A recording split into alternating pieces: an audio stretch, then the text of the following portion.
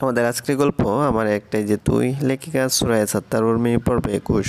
পূর্ণিমা রাত, চাঁদের আলো ঘরের ভিতর প্রবেশ করছে, সাথে স্ব বাতাস দক্ষিণের পাশের জানালার পাতলা পর্দা উলটপালট হয়ে উঠছে।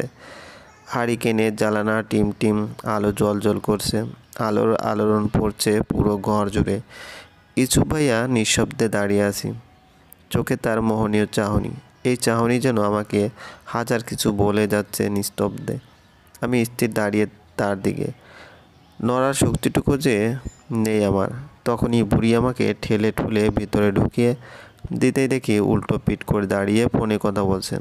সত্যি নিঃশ্বাস পেলাম, কিন্তু তা বেশিক্ষণের জন্য স্থায়ী রইল না, কারণ আমার ভিতরে আসার শব্দে তিনি কথা বলতে বলতে পিছু তাকালেন। আমাকে দেখে যেন স্তব্ধ হয়ে গেলেন।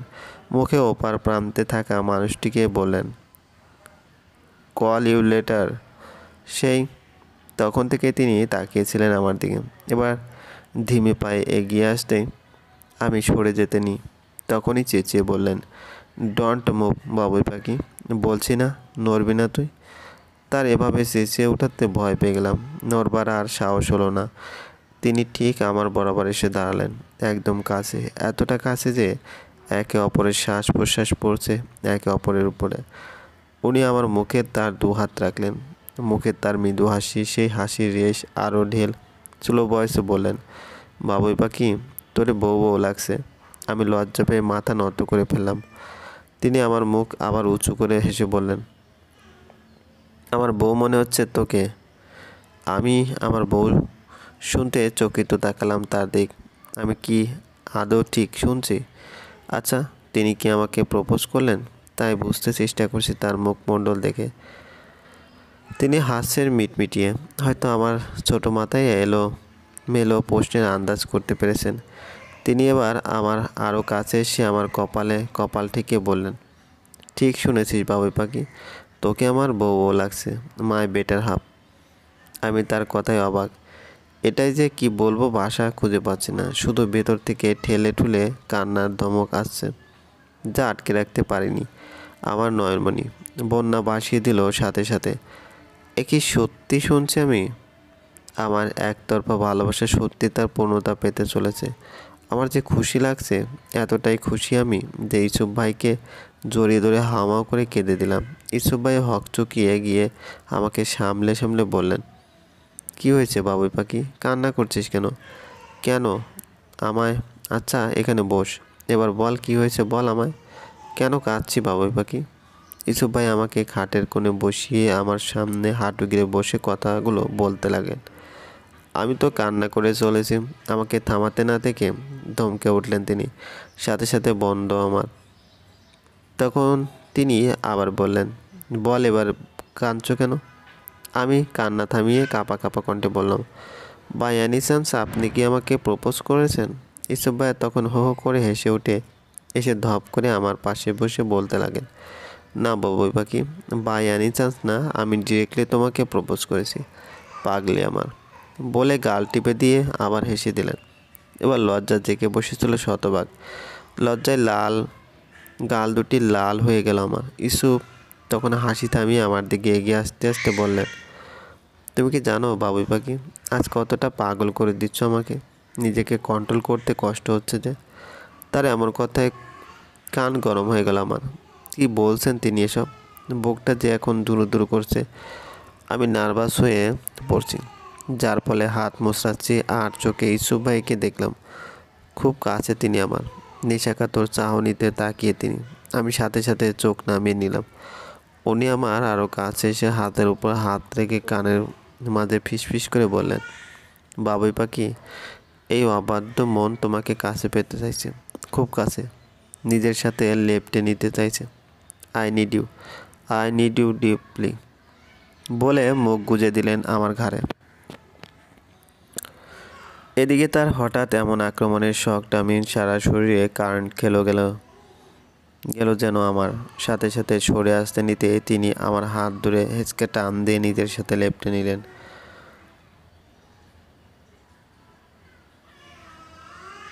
আর গলায় মুখ গুজতেই আমার মুখ দিয়ে আহ করে আর্তনাদ করে উঠি। সঙ্গে সঙ্গে হন্তদন্ত হয়ে জিজ্ঞেস করে উঠলেন, কি হয়েছে বাবুই পাখি? এভাবে চিৎকার করলে কেন? ব্যথা পাইছো? দেখি কোথায়? একই গলায় এটা কিসের ক্ষত বাবুই পাখি? এটা তো চোট কিভাবে পেলে? লাস্ট কথাগুলো গম্ভীর শোনালো তার, কিন্তু তাকে কিভাবে বলি এটা কিসের চোট? তাহলে তো লিয়াকে না মেরে ফেলেন। তাই শুকনো ঢোক গিলে হাসার চেষ্টা করে বললাম, তো তো তখন পাহাড় থেকে পড়ে গেছিলাম না, তখন ব্যথা পাইছি। ইসুফ ভাই তখন তাকালেন আমার দিক পূর্ণ দৃষ্টিতে, শীতল সেই চাহনি দেখেই শরীরের লোম দাঁড়িয়ে গেল আমার। তাই আবার ছাপাই দিতে বললাম, সত্যি সত্যি বলছি, মিথ্যা কেন বলছিস? এটা আজকের চোট না, 1-2 দিন আগের।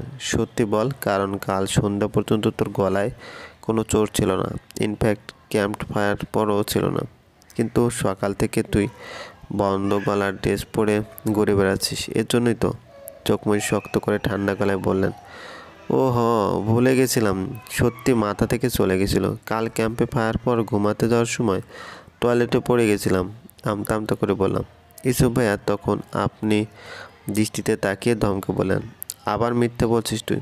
দেখেই বোঝা যাচ্ছে কেউ তোর গলায় ধারালো কিছু দিয়ে চোট দিয়েছে, আর আমাকে মিথ্যে বলছিস? আমি এবার চুপ রইলাম।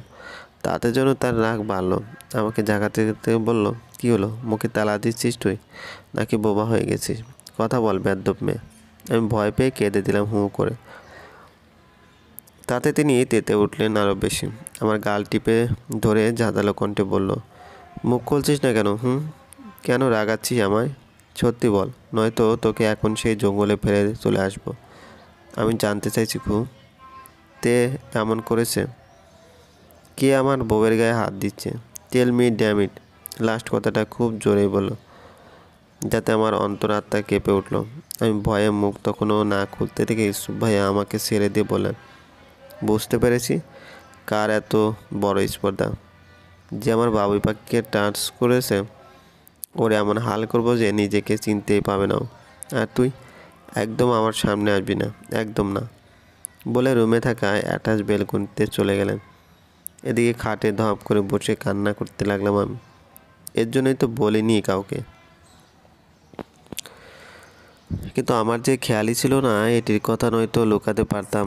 আমি চাই না আর ঝামেলা হোক, আমার জন্য ওনাদের ফ্যামিলিতে আর ঝামেলা হোক, কিন্তু না চাইতে তাই হলো। যেটা ভয় পেয়েছিলাম আমি।